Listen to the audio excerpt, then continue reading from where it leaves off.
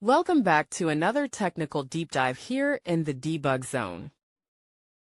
Today we're tackling a big question and breaking it down with insights from other users.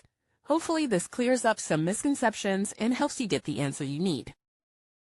So buckle up, stay a little curious, and let's jump right in.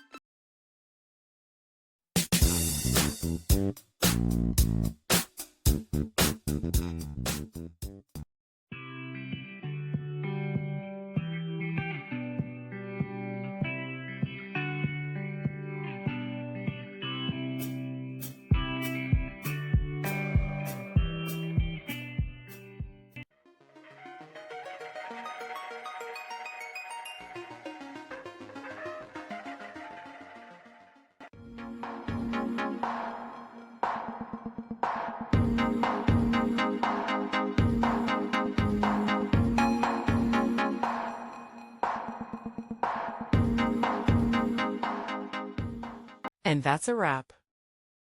I hope you found the answer you were looking for. If you did, take a second to hit that subscribe button. It really helps out. And let me know in the comments which solution worked best for you. See you next time in the debug zone.